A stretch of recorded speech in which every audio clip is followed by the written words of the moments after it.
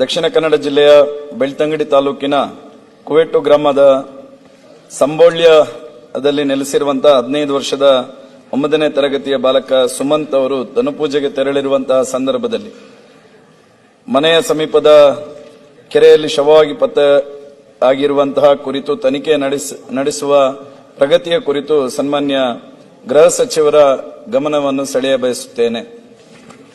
ಮಾನ್ಯ ಅಧ್ಯಕ್ಷರೇ, ಮಾನ್ಯ ಹರೀಶ್ ಪುಂಜ ಅವರು ಬಹಳ ಗಂಭೀರವಾದಂಥ ಪ್ರಶ್ನೆಯನ್ನು ಕೇಳಿದ್ದಾರೆ.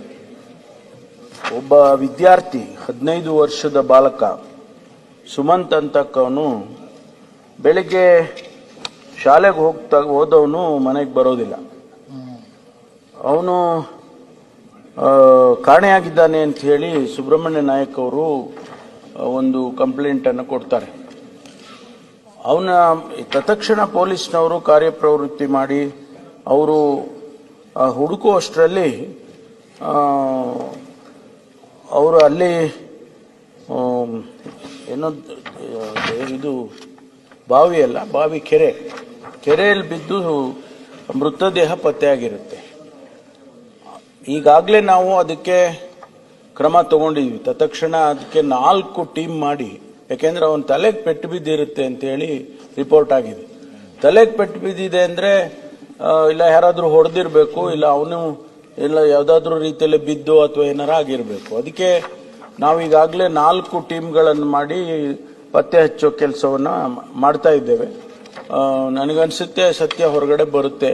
ಇದೇನಾದ್ರೂ ಒಂದು ವೇಳೆ ಮರ್ಡರ್ ಆಗಿದ್ರೆ ಅವ್ರನ್ನ ಹಿಡಿತಕ್ಕಂಥ ಕೆಲಸವನ್ನು ಮಾಡ್ತೇವೆ. ಅವ್ರ ಮೇಲೆ ಕಾನೂನು ಪ್ರಕಾರ ಏನು ಕ್ರಮ ತಗೋಬೇಕು ಅಥವಾ, ಯಾಕೆಂದ್ರೆ ಈಗಾಗಲೇ ನಾವು ರಿಜಿಸ್ಟರ್ ಮಾಡಿರೋದು ಕೊಲೆ ಅಂತಾನೂ ಕೂಡ ರಿಜಿಸ್ಟರ್ ಮಾಡ್ಕೊಂಡಿದ್ದಾರೆ. FIR ನಲ್ಲಿ ಈಗ ಹೊಸ BNSS ಏನ್ ಬಂದಿದೆ ಅದರ ಪ್ರಕಾರ 103(1) ನಲ್ಲಿ ರಿಜಿಸ್ಟರ್ ಮಾಡಿದ್ದಾರೆ. ಅದನ್ನ ಪತ್ತೆ ಹಚ್ತೀವಿ ಮಾನ್ಯ ಸಭಾಪತಿ. ಆ ಹುಡುಗ ಅವತ್ತು ಬೆಳಿಗ್ಗೆ ಸುಮಾರು ಬೆಳಿಗ್ಗೆ ಧನುಪೂಜೆ ಅಂತ ನಡೀತದೆ ದಕ್ಷಿಣ ಕನ್ನಡ ಜಿಲ್ಲೆಯಲ್ಲಿ ದೇವಸ್ಥಾನದಲ್ಲಿ. ಬೆಳಿಗ್ಗೆ ತೆರಳಿರ್ತಕ್ಕಂಥ ಹುಡುಗ ನಾಪತ್ತೆ ಆಗಿರ್ತಕ್ಕಂಥದ್ದು. ಆ ಹುಡುಗ ಒಬ್ಬ ಯುವ ವಿಜ್ಞಾನಿಯಾಗಿ ಬಹಳ ಹೆಸರನ್ನು ಮಾಡಿರ್ತಕ್ಕಂಥವನು. ಇದೇ ಬರುವ ಫೆಬ್ರವರಿಗೆ ಅವನು ಅಹಮದಾಬಾದ್ನಲ್ಲಿ ನಡೆಯತಕ್ಕಂಥ ಅಂತಾರಾಷ್ಟ್ರೀಯ ಸ್ಪರ್ಧೆಯಲ್ಲಿ ಸಹ ಭಾಗವಹಿಸಲಿಕ್ಕೆ ಇರತಕ್ಕಂಥ ಹುಡುಗ ಆಗಿದ್ದ. ಪ್ರಾಯಶಃ ನಾನು ಸನ್ಮಾನ್ಯ ಗೃಹ ಸಚಿವರ ಹತ್ರ ವಿನಂತಿ ಮಾಡ್ತೇನೆ, ಇದು ಕೇವಲ ಒಂದು ಹುಡುಗನ ಸಾವಿನ ತನಿಖೆಯ ಸಂದರ್ಭ ಅಲ್ಲ. ಇಡೀ ಜಿಲ್ಲೆಯ ಜನ ಮತ್ತು ತಾಲೂಕಿನ ಜನ ಇದರ ಬಗ್ಗೆ ಬಹಳ ಆತಂಕವನ್ನು ವ್ಯಕ್ತಪಡಿಸ್ತಾ ಇದ್ದಾರೆ.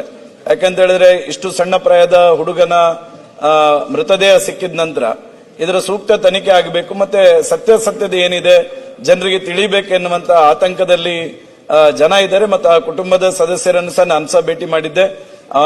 ಅವತ್ತು ಮೃತ್ಯು ಆದಂತಹ ಸಂದರ್ಭದಲ್ಲೂ ನಾನು ಸ್ಥಳಕ್ಕೆ ಭೇಟಿಯನ್ನು ಕೊಟ್ಟಿದ್ದೆ. ಸನ್ಮಾನ್ಯ ಗೃಹ ಸಚಿವರೇ, ನಾನು ನನ್ನ ತಾಲೂಕಿನ ಎಲ್ಲ ಜನರ ಪರವಾಗಿ ಮತ್ತು ಅವರ ಕುಟುಂಬದ ಪರವಾಗಿ ಸರ್ಕಾರದ ಗೃಹ ಇಲಾಖೆಯ ಸಚಿವರ ಹತ್ರ ನಾನು ವಿನಂತಿ ಮಾಡ್ತೇನೆ, ದಯವಿಟ್ಟು ಆದಷ್ಟು ಬೇಗ ಇದಕ್ಕೊಂದು ನ್ಯಾಯವನ್ನು ದೊರಕಿಸಿಕೊಡಬೇಕು. ಮತ್ತೆ ಸತ್ಯಾಸತ್ಯತೆ ಏನಿದೆ ಎನ್ನುವಂಥದ್ದು ಸಮಾಜಕ್ಕೆ ತಿಳಿಸತಕ್ಕಂಥ ಪ್ರಾಮಾಣಿಕ ಕೆಲಸವನ್ನು ಪೊಲೀಸ್ ಇಲಾಖೆ, ಗೃಹ ಇಲಾಖೆ ಮೂಲಕ ಮಾಡಬೇಕೆನ್ನುವಂಥ ವಿನಂತಿಯನ್ನು ಈ ಸಂದರ್ಭದಲ್ಲಿ ಮಾಡ್ತೇನೆ.